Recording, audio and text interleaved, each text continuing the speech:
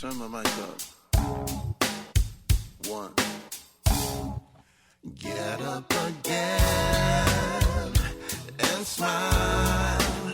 Get up again and smile for me. Get up again and smile. Get up again and smile. And good morning. And welcome to Connections Radio Show, where we talk about ideas that matter. And isn't that a wonderful song? I love it. Get up and smile. And we're smiling because we are at the largest Pride Festival in the world. We are down at Loring Park, and today we're celebrating Pride and the arts. Rick Bernardo is my co-host today. That's me, Ricky Ricardo Bernardo. And by the way, that music we just heard was some Patrick Adams' recent single, just a bit of it, Smile. We recently had him on our show. Go to patrickadamsmusic.com, music with a Z. All right. I'm also celebrating Cup of Java. They gave me some French roast. I love them. We have some other sponsors too, right? Right, we do. We have Twin Cities Gay Men's Chorus, entertainment worth coming out for. We've got Maverick's Real Roast Beef, the best roast beef sandwiches you'll find in the metro area. And we've got CauseCart. That's your local marketplace website to buy socially and environmentally conscious products. I hope you'll come down to the Pride Festival. It is fabulous. And our guest today is John Heimbuch. He is the founding member and the artistic director of the Walking Shadow Theater Company. He is a playwright, a director, and an actor. In addition to his work with Walking Shadow, John is a filmmaker, educator, and sings with the rock band Bad September. He has theater degrees from the Minnesota State University, Mankato and Purpose Center for the Arts Education, and a filmmaking degree from Minneapolis College. Welcome, John. Thank you so much. So glad to be here. John, we are so excited. When I first read your press release, I went, I want him at Pride. Oh, well, thank you. It was wonderful for your show that just closed. Yes, Mae West and the Trial of Sex, which happened with Walking Shadow Theater Company at the Crane Theater, just closed last week. Fabulous. And Rick, you went to that show. I did go to that, but let me say how I know John. Perfect. From a 2016 production by Walking Shadow Theater called The Christians that was named one of the 10 best productions of the decade in the Twin Cities by the Star Tribune, and I got to play piano during this whole amazing, sophisticated production that was just blew people away. And also, I've been watching John's performances of about the performances of Gilgamesh and Beowulf around the country, and I just went to Mae West and the Trial of Sex. What a name! It's got like a different kind of ways.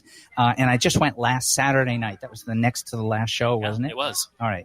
And this is the debut for it, right? It is, yeah. No, it's an original work. This was its first production. And hopefully there will be more in the future, but who knows? I loved when we had our first conversation and you told me more about the history of Mae West, and I'm embarrassed that I did not know what an advocate Mae West was for the gay community. She was, yeah. So she had actually done two plays that were based on queer culture in the 1920s, one of which was called The Drag, which is what my play is about, and the other of which was a year later called The Pleasure Man. But she knew a lot of people through the burlesque and vaudeville scenes, and female impersonators were kind of having a heyday in the 1920s in New York. But she got in trouble as well with that. She sure did. Yeah. So the basic story of what happened is she was running a play in 1926 called Sex, which ran through 1927. And in 1927, she opened another show called The Drag, and it was in out-of-town tryouts, and it was a study of queer culture as well as some clinical approaches to homosexuality. And it was populated by actual drag queens from Greenwich Village and the Bowery. And it was in tryouts, and because of its complexities with local theatrical powers that be, as well as the city of New York, they clamped down, and censorship laws were passed in Albany as a result of The Drag and her efforts to get it to Broadway. So it never actually got there. Well, I know, Rick, you have some ideas that came to you in terms of some of your own ethics backgrounds and some of the challenges in looking from the show. Yeah, one of the angles I have on this whole topic, let alone the Gay Pride Festival, is about 14, 15 years of teaching ethics at university. My background is in ethics. And that's just how do we talk about right and wrong in a way that's powerful and not just judgmental. And the foundation of all of that subject comes up in the play in the sense that when you don't have a choice in something, there's no morality happening. It's not even a discussion. I can't even choose not to like chocolate, let alone other things that, chocolate goes deep, but other things. And so if we have a conversation in our classes about like skin color, where you're born, who you're attracted to, even gender identity, at least 60 years we've known that you can be born with an anatomy a little different than what you know is your psychic gender. Yeah. So all of those are not, there's no right or wrong about that. But what is right or wrong is being nasty and judging people about something they can't help. That is a right or wrong thing. Right. It's about your character. It's about being mean. So tell me how you got interested in doing this play about Mae West. How was it developed? Yeah, sure. So a couple years ago, her play The Drag entered the public domain. And I found out about it through a company called the Hedgepig Ensemble, who was doing a program called Expanding the Canon, which is about increasing the canon of classical works to include more women and queer authors and BIPOC artists. And so I read this play, and it's fascinating. Both the language feels shockingly modern, like you could see it in a movie about drag queens right now. But it also has all these really kind of dated ideas about what causes homosexuality and what we should do about it as a culture. So it's not really stageable nowadays. I mean, without heavy modification. People are doing it. I've seen a production. It happened here at the Minnesota Fringe just last year. And so I was struck by the story of the play and the fact that Mae West did 10 days in jail, and it created this censorship craze. And I wanted to know the history of how that came about. And the thing was that this censorship law, once I researched it, it's called the Wales Theatre Padlock Act. And it basically created a provision so that producers who were staging works that could be clamped down by the police, which included sexual licentious work, which included anything with sex workers or queer characters, might be punishable for the producer by shuttering their theater for up to a year.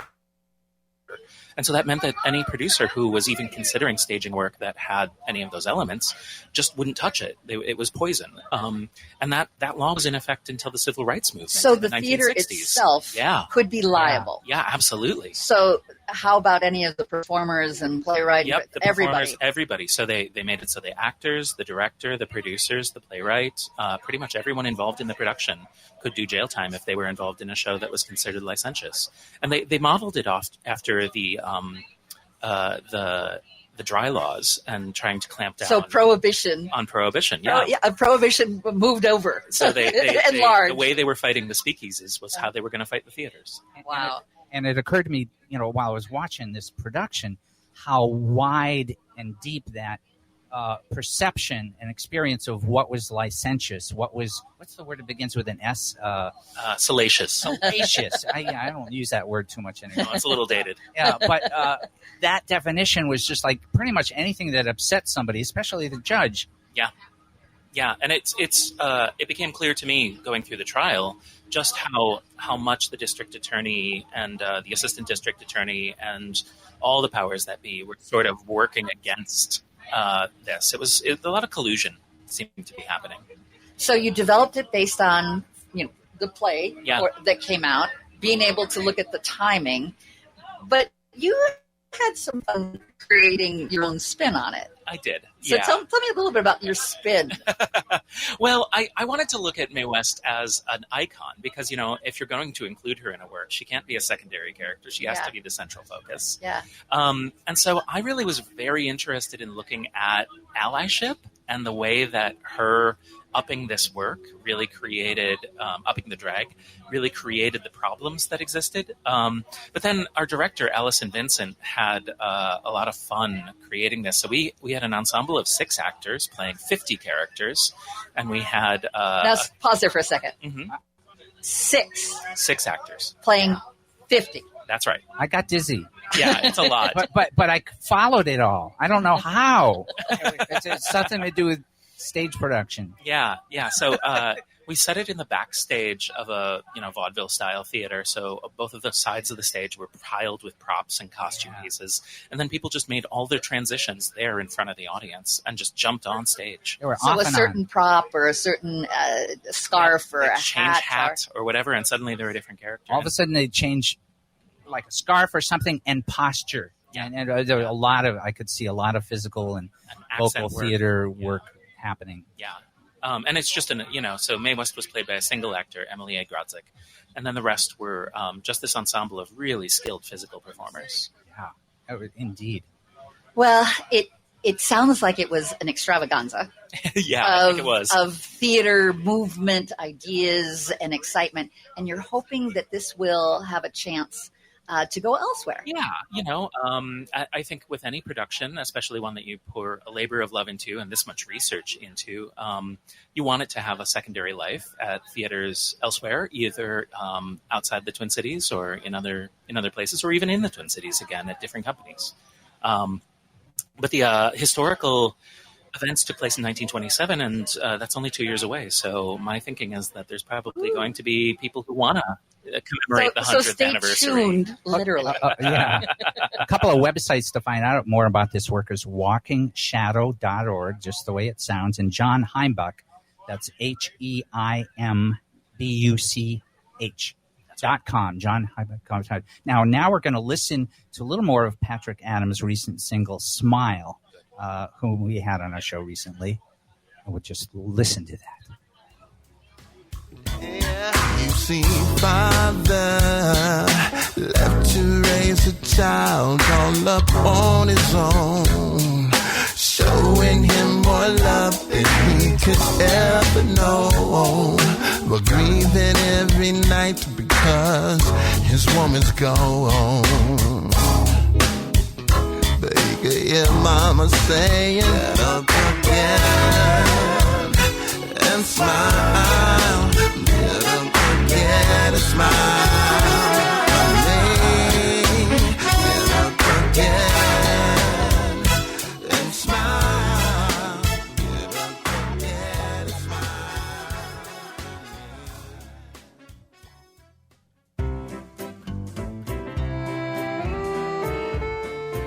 Hey, Francois, how are you enjoying your first vacation in Minnesota? Bonjour Laura, je suis très content car j'ai découvert un truc des macarons. Oh, you're happy because you found a truck of macaroons? You mean a food truck? Oui, il s'appelle Nicolette's. Oh, you mean Nicolette's macaroons. Oh, Oui, Nicolette's macarons. they're very popular. Ces macarons sont délicats, délicieux et raffinés. Ils me rappellent Paris. Delicate, delicious, refined, and they remind you of Paris. That's a big deal, Francois. You're so finicky. Je suis français, je suis un gourmand. Oh, is that French for picky? Oui. Did you know that Nicolette's will be at the Twin Cities Pride? Mais je suis gay, j'aime bien Nicolette's. Oh, I know you're gay and you love Nicolette's. That's why I'm telling you, their truck will be at the Twin Cities Pride. Allons-y, Happy Pride. And you can also go to the website at nicholasmacaroon.com. Twin Cities Gay Men's Chorus is building community through music, one powerful performance at a time. With a vision of equality and inclusion, Twin Cities Gay Men's Chorus creates exceptional, entertaining, and essential programming that uplifts, educates, and inspires. Through harmony and heart, Twin Cities Gay Men's Chorus challenges injustice, celebrates diversity, and transforms lives. Learn more and find upcoming performances at tcgmc.org. That's tcgmc.org.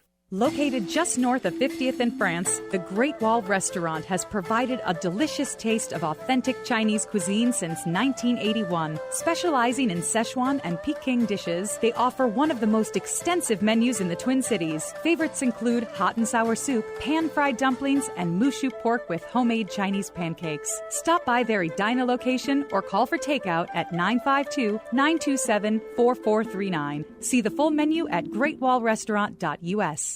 Hi there, it's Jennifer again. I just have to tell you how Hypercharge Wellness has been life-changing for me. After my very first session, I felt a new sense of calm, started sleeping better, and my mind just felt clearer. I still can't fully explain all the science behind it, but I have heard that it's also great for people with chronic conditions, and I can totally see why. Every visit, my lower back pain eases, and I just feel so much better overall. I really noticed when I missed a few sessions recently due to a busy schedule. I could definitely feel the difference, and I knew I had to get back on track. If you're dealing with fatigue, pain, or even chronic issues, you owe it to yourself to give it a try. They even offer a $49.99 introductory session and consultation. Call and get started at any of their 3 metro locations. Check out hyperchargeclinic.com and tell them Jennifer from AM 950 sent you. That's hyperchargeclinic.com. When it seems like everything is going wrong, you'll head up to the sky. Good morning. I'm Lori Fitz, and welcome to Connections Radio Show, where we're talking about ideas that matter. And I'm glad you have joined the conversation because we are here live at Pride, and we would love to have you come down to the Pride Festival. It is fabulous. It is the largest Pride Festival in the world. Over 650,000 people visit Pride this weekend. And hosting with me today is Rick Bernardo. I am Rick Bernardo, and we just listened to one more part of the single Smile by Patrick Adams at Patrick Adams Music, MUZIC.com. And we had him on the show recently, and it's just a great vibe to be here at the Pride Festival. And we have a lot of sponsors we want to be thanking. And we thank the following sponsors. Besides the other ones that we mentioned, there's MELSA, the Metropolitan Library Service Agency. That's your metro cities' public libraries that are committed to providing quality services, resources, and programs to the LGBTQ plus community. And check out their Metro Pride book list. Easy for me to say. There's also Minuteman Press. That's AM 950's printing partner. And Cup of Java, serving coffees, drinks, and goodies in the Bryn Mawr neighborhood of Minneapolis. I want to especially thank Cup of Java because they have been serving me some amazing French roast coffee, and I am a coffee addict, and I deeply appreciate that. Also, Nicolette's Macaroons has been so kind to give me some cookies, and thank you. I needed my cookies this morning. We're so excited to have John Heimbuch as our guest today. John is the artistic director of Walking Shadow Theater Company. He's been making short films since 2011. He's a vocalist for the retro-futuristic rock band Bad September, and he also performs in Charlie Bethel's epic one-person version of Beowulf and Gilgamesh. He lives in Minneapolis with his spouse and his adorable cat, Trotsky. You go ahead. Go ahead, John. Oh, I don't know. Thank you. Hi, I'm glad to be It's here. radio, so we can't see. No, we can a little bit. We're delighted you're here, John. I'm really glad to be here. And Rick went to your show. I did go to the show, not to brag, but I was there Saturday night, the next to the last show before the following last Sunday. And that show was The Mae West and the Trial of Sex. Good to name it. Mine as well. And it was just fascinating. And we were talking in the previous segment about how many actors there were, 7 total, 6 ensemble, 1 plays central character, Mae West, and 50 characters. It was amazing. And I remember, watching for about 9 seconds. I was trying to notice how many actors played alternately female and male characters, regardless of their own gender, and how the audience, we just went with it. I think almost everyone played a character. I mean, maybe not everyone, but almost everyone. Almost. Yeah. And we were very flexible with gender, because the show is about drag. Yeah. And we just had all these actors who are so good at switching between characters that we wanted to give space to explore that. And you had a consultant who's a drag gender. Excuse me, a drag consultant. Yes. That helped you with the gender fluidity. Yeah, absolutely. Domino DeLorean is a fantastic drag performer and has a background as a classical performer as well, a classical actor. And she's just a wonderful person and delight, and has been performing in the Twin Cities as a drag performer and Chicago as well. And so she came up a bunch of times to just give guidance to people on stance and posture and queer culture. Many of these actors just sort of took to it quite naturally, and some of them already had quite a bit of experience as well. I remember now in hindsight, posture was such a big part of it, the physicality, but I don't even really know which was the closer to the actor's own authentic posture off stage and which wasn't. But they distinguished really clearly. One time it was one woman was this bracing police officer kind of attorney. I don't know. I just remember so you could see the difference really clearly. Yeah.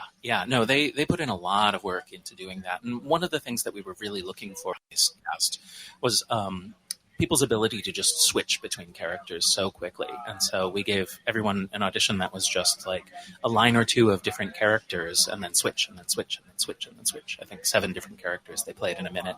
And that was a fun adventure. And some people really did great. And those are the people we ended up working with.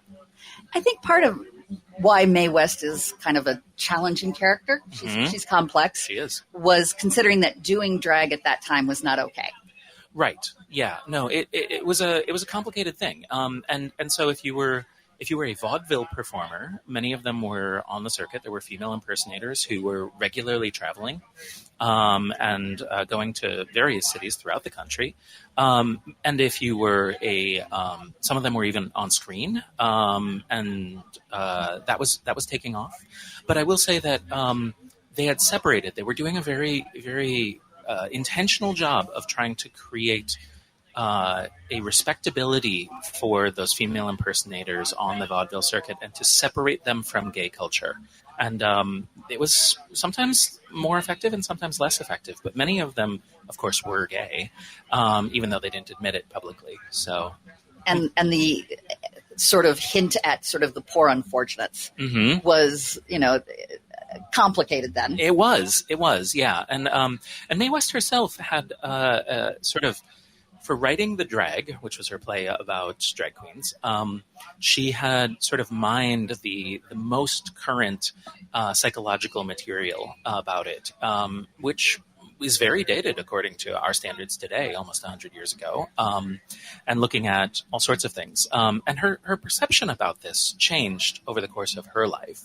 And she was obviously a pretty big advocate of it in the 20s, queer culture and queer performers. And then in the 50s, in her autobiography, she is a lot more guarded about what she says about it. And then when she's working with Gore Vidal in the 60s and 70s, she's much more open and flexible about it. So it's and in the play, you've incorporated, that she's asking for their endorsement. She's asking for their support. Yeah, she's asking for both the support of the queer community as well as the support of medical officials to try to say that what they're doing is not about sexual licentiousness, is not about morality. It's actually a very moral play, and they're trying to basically say that we're shining a light on the plight of these individuals. So and that cuts a couple of ways. One is there was one scene when she's talking to the therapists and doctors in a special production she had for them, and she says, these people, what is it called, the third sex? Yeah. We shouldn't blame them for a thing they cannot help. Mm-hmm. A thing they cannot help, and that kind of implies that if they could help it wouldn't really be cool. Absolutely. Yeah. And it's this weird thing, right? Where, going back to your statement about ethics earlier, what freedom do we have in things we cannot choose? And it's not far off from the born this way approach to queer culture. And that makes a lot of sense to me, but also it does sort of imply within the context in which she used it that there's a little pity. And it's this odd thing of what is allyship, and where does patronizing approaches within allyship fit, and how do we deal with that? I love that as members of the queer community. I love that, and I know that we have to go to break. Yeah. And so I want to make sure that your website to learn more about John is to learn about all kinds of cool things he's doing, and that's johnheimbuch.com, and that's. The last name is HEIMBUCH, johnheimbuch.com. And we're going to come back and learn more about some of the other works that you're doing and the cool things coming up. And this is a little more Patrick Adams music. This is a song called If I Ruled the World, A Change of Heart. That goes for about a full minute. What would lies be? You see every man, woman, boy and girl would live in peace and harmony. If I ruled the world, change will surely come. No more tears, no more fears. We would all see the morning sun. So all we need is a change of heart.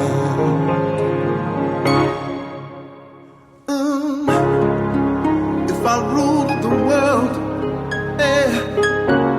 no hate, no poverty. All Energy Solar is proud to be back at the Twin Cities Pride Festival this year. With over 15 years of experience, they've helped Minnesotans switch to clean, sustainable solar energy. They make solar accessible to everyone while reducing your carbon footprint. Whether it's for your home or business, All Energy Solar designs personalized systems and delivers top quality experience from start to finish. During Pride Weekend, All Energy Solar is offering a special $500 discount when you stop by their booth and go solar. You can find them near the Harmon Place entrance in the red zone at booth 595. Need a little sunscreen while you're enjoying the festival? They've got you covered with free mini sunscreen and fun temporary tattoos all weekend long. The friendly team of solar experts will be on hand to answer your questions and celebrate right alongside you. Stop by and say hi or visit allenergysolar.com to learn more.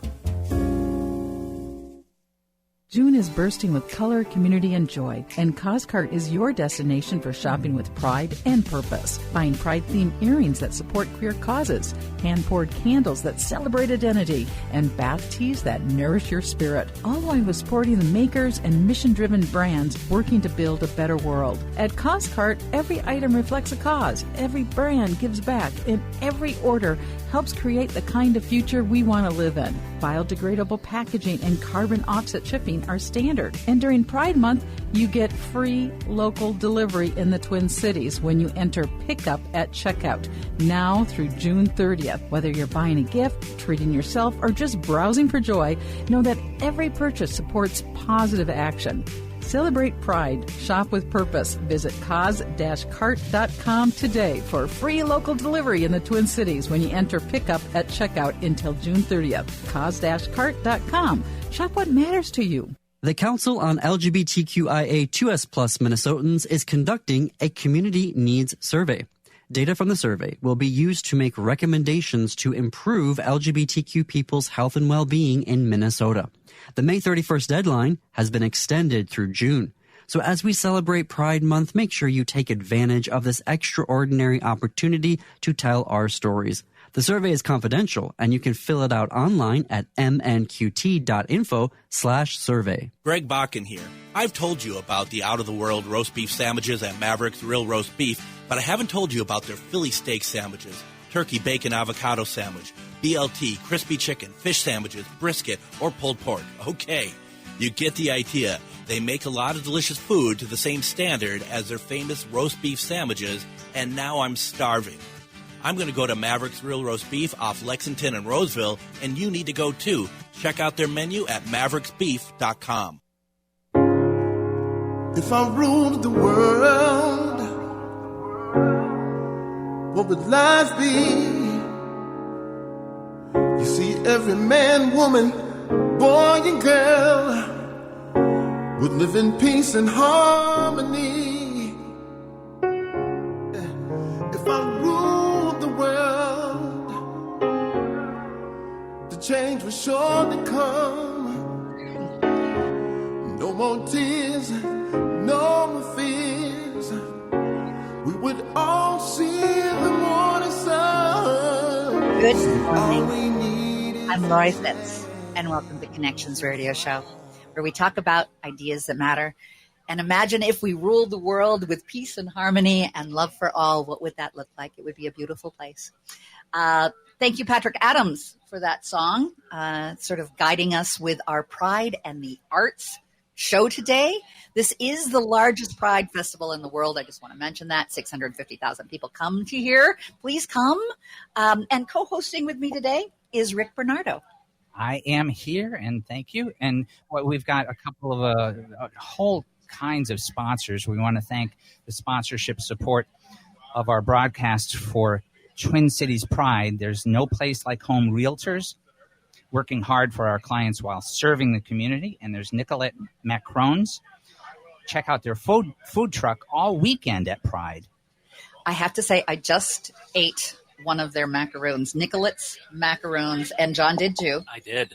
It's really good. Also, big thank you to Cup of Java, who knows that I am a coffee addict. Their French roast is amazing. And that was John Heimbach that said that, yes, he had a macaron. He is our guest today. He's the founding member and the artistic director of Walking Shadow Theater Company. He is a playwright, a director, and an actor. And since 2019, John has been performing in Charlie Bethel's Beowulf and Gilgamesh at theaters, festivals, and universities across the states. And you can find him online at johnheimbach.com. And the last name is spelled Heimbuch. And thank you so much for being here today, John. Oh my gosh, thank you for having me. This is terrific. We've just been spending some time talking about the last show, Mae West. And the trial of sex. Yes.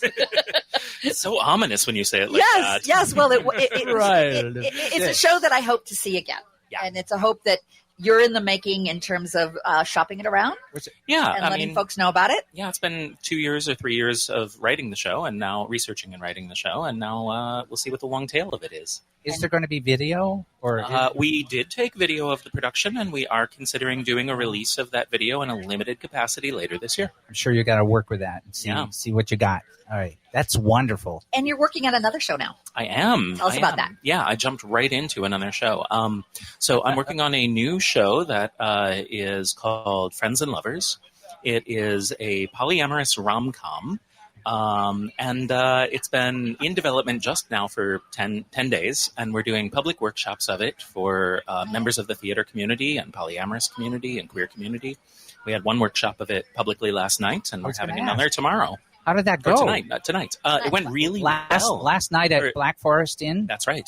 Will it be there tonight, or where is it tonight? No, tonight it's going to be in a place called Arts on the Fond, which is the arts arm of Zion Lutheran Community Church, which is on the Fond. All right. I love that you're doing this show because you don't see too many, gay rom-coms. You don't. Yeah, there's Bros and there's Jeffrey, and there are others, but the thing that I noticed is having done a survey of sort of as a person who is ethically non-monogamous myself, I found myself looking for representation and finding other people who have multiple loving relationships. And there's relatively little of it out there in the media. And so I found myself looking at movies and plays and books and trying to find representation that just mostly didn't seem to exist. So I thought, well, gosh, as a playwright, I should probably solve that problem. and that is why I have never said polyamorous rom-com until the last week. Right?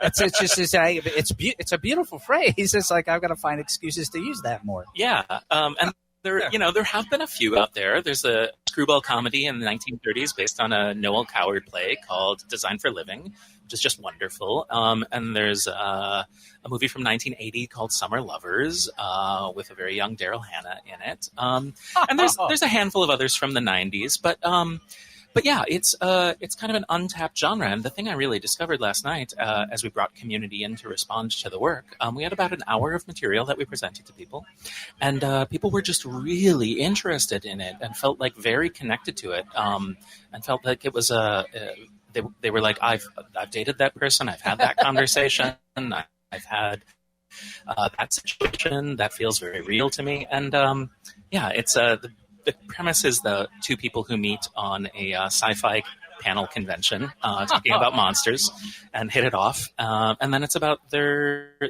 larger social sphere of friends and lovers and how this relationship works or doesn't work. And it hits all the rom-com tropes. But, of course, polyamory, for those who know, is it has a lot of people having communication, and it prioritizes communication and clear communication. So it's tough because, of course, rom-coms are all about bad communication. So how do you find that balance has been a really interesting game. it's also sort of the Shakespearean, how do you overcome obstacles and the strange connections and disconnects and all of that. Absolutely. And, the well-worn tropes of rom-coms are pretty much known to all of us. They're in our bones. They're part of the DNA of our culture. And we yearn for it because I think when it does celebrate at the end a unity, because as in Shakespeare and other good comedies, you overcome obstacles so that you can have a union. Yes, you must all come together at the end. Exactly. So, we won't go there. Oh, sorry.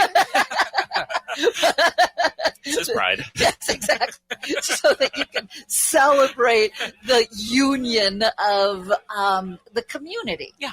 And searching for that community openness and welcome I have to imagine, is part of that navigation. Yeah, absolutely. And I find myself looking at non polyamorous rom-coms, like one of my favorites, of course, being Four Weddings and a Funeral. And what I love about that particular movie is that the romantic relationship that's at the center of it is actually less important than the friends group. Yeah. And I love that.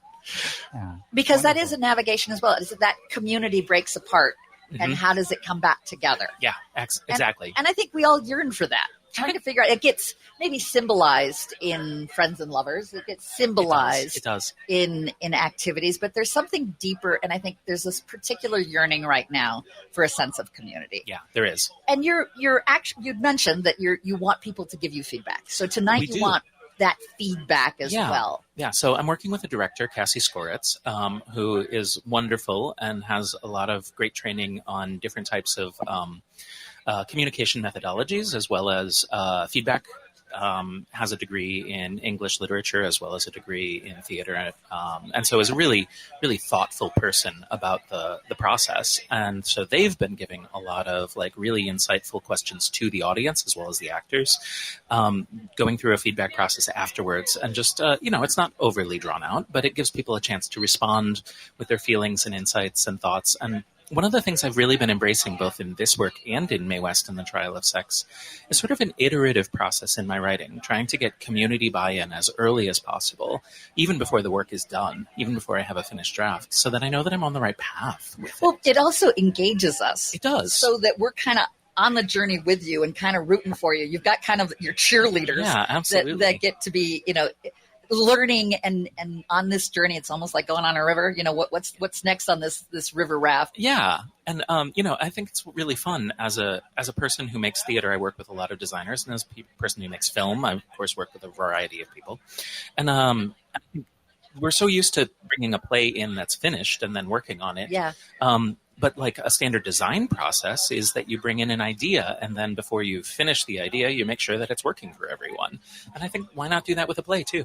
In fact, Mae West and the Trial of Sex, there was a lot of that going on, where she was trying out ideas, working with people in the community to actually, with permission, appropriate a little bit materials, and I mean realities that she didn't fully know about, but she wanted to know about and had to know about. Right. And I think that's really valuable, and I'm surprised that we don't do that more often. And I think one of the reasons that I've encountered so many poor representation of polyamory within media has been that people who are seeing it and doing it don't necessarily, or creating that media, don't necessarily have real lived experience, or if they they haven't bought into community buy-in. And so I really wanted to really bring people on board as early as possible. It's fascinating that the comedy part of rom-com is touching on some truth for people. Quincy Jones has a famous saying, is that laughter is the soul's way of shouting, ain't that the truth?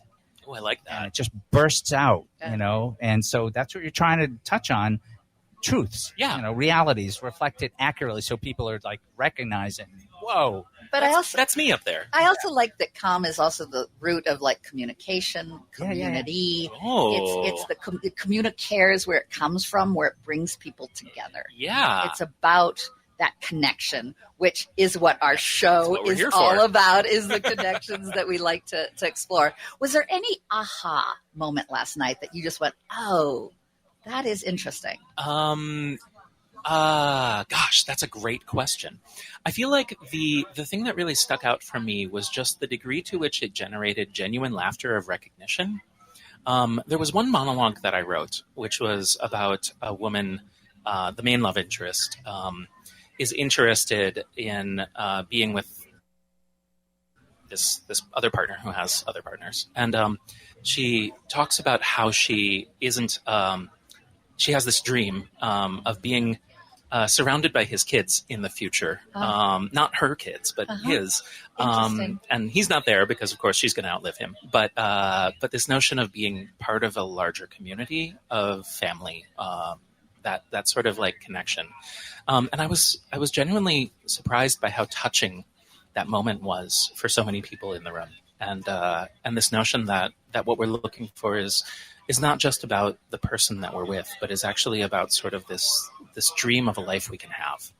And a greater sense of family as well. Absolutely. And the traditional family can cut some people out in terms of feeling like they're part of it. And what part can we all play in that family and that greater community? Absolutely. John, thank you. We're going to have one more segment, but I want to make sure that we do some shout outs. I'm going to let our friend Rick share about some websites that we should know about. Well, John Heimbuch, HEIMBUCH.com is his website, and then walkingshadow.org is the theater's website that we were just experiencing and talking about. Also coming up after this program is Feels Out Loud at noon here at the Pride Festival. Just stick around as well. And we're going to hear a little bit more music of If I Ruled the World. Right. And that's by Patrick Adams. Patrick Adams. Friends in the park, white, black, yellow, light, and dark, yeah. All we need is just a change. Can we get back there now? Yeah, yeah. All we need is just a change. Together, we the world to be free, yeah. All we need is a change of heart.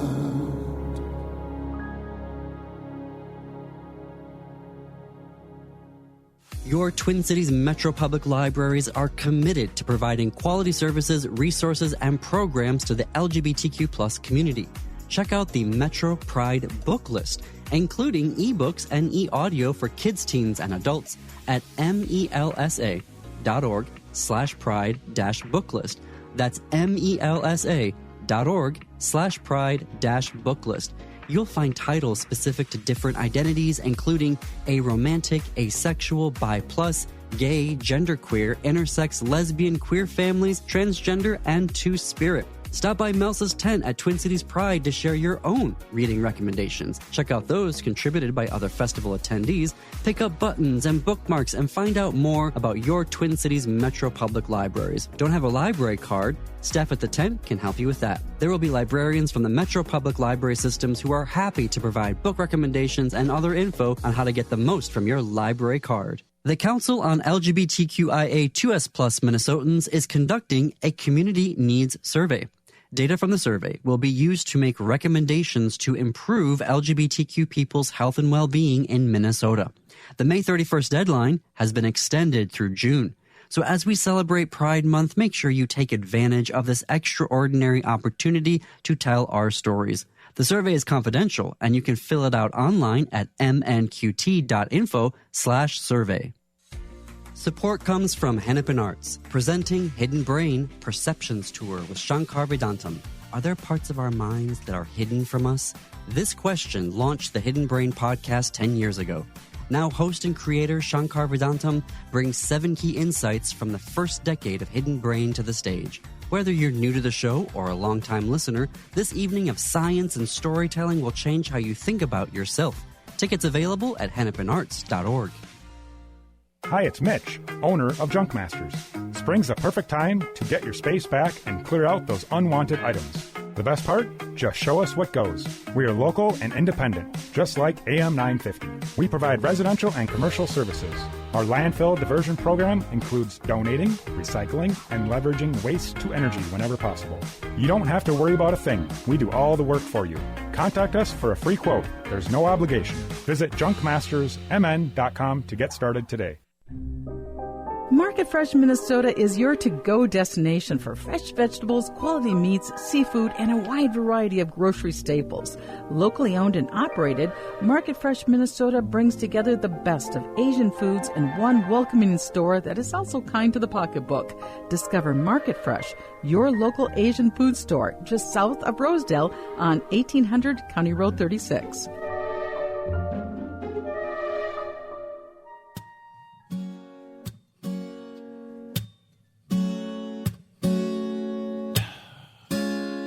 When I think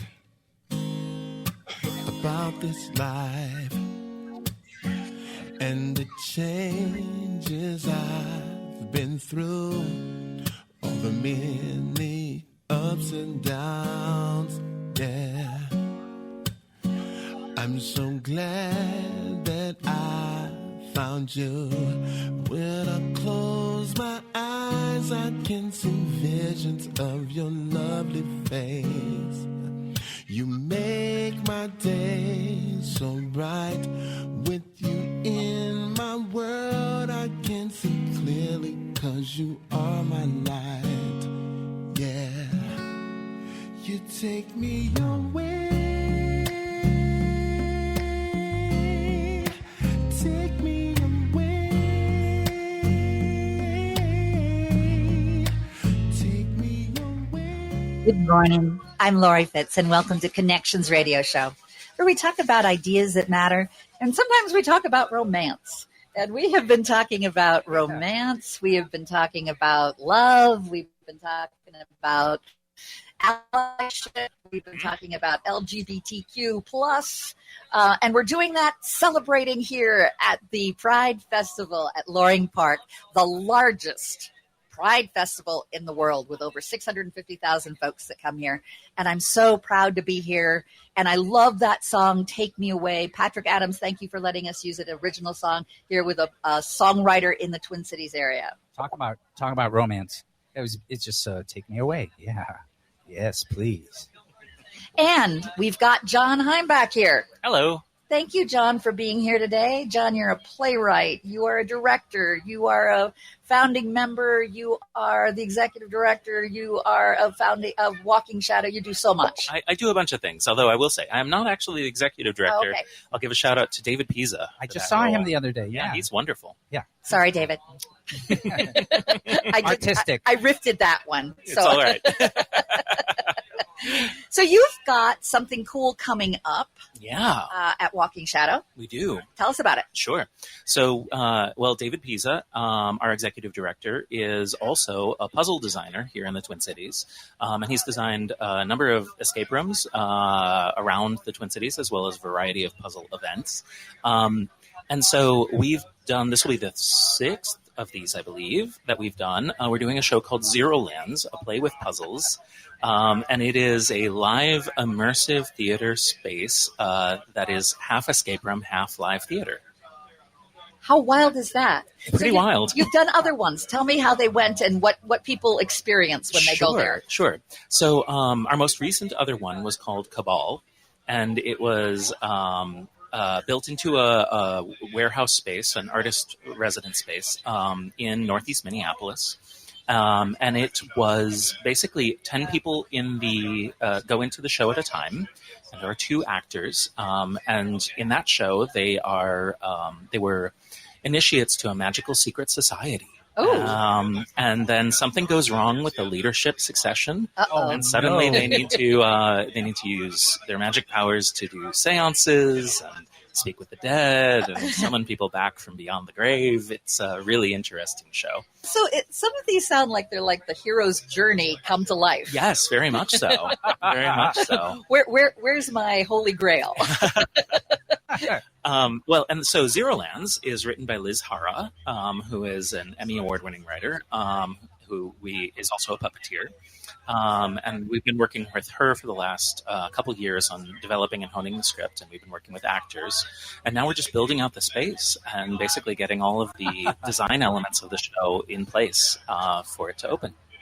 One of the things I love to do in our last segment is to do a call to action for our audience. Oh, cool. So, John, I'd love to have you do some call to actions that you think would be great for Walking Shadow and some of the other work that you do. Sure. Well, I'd say for Walking Shadow, the best thing you can do right now is go onto our mailing list and go onto our website and find our mailing list and sign up for it, and then come on out to Zero Lands when we open. We don't have a set opening time for that because it's an ongoing developmental process, just like I was talking about ongoing script development processes earlier.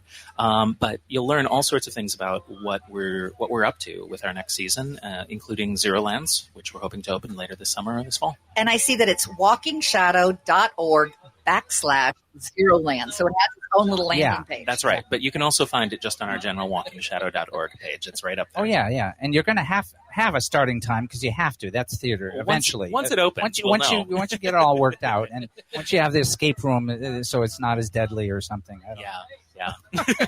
Well, I hope it's not deadly at all. We're really doing take something your life wrong. into your hands. No, we're only kidding. Maybe just funny. And Zero Lands is set in a small Midwest college, and it takes place in the world of children's literature. Your students in a children's lit class. And then, of course, like most children's literature, you end up exploring alternate domains of fun and whimsy. And tonight there's something special that we can do another shout out for. There absolutely is. We are doing a reading, not through Walking Shadow, but through myself, of Friends and Lovers, which is a polyamorous rom-com. We're doing a reading at 7 p.m. of scenes from that play, followed by feedback from the audience afterwards. And that will be at Zion Lutheran Church in St. Paul, part of Arts on the Fond Street. And how can we follow you with your journey with Mae West? Mae West and the Trial of Sex. That's right. You can find me on my website, johnheimbuch.com. That's JohnHeimbuch.com. And I'll be posting all sorts of information there, or you can find me on social media. I'm on Instagram and on Facebook. I also want to do a big thank you to Cup of Java giving me my French roast. Thank you. It's delicious. And Nicolette's macaroons. Oh my gosh, they are the best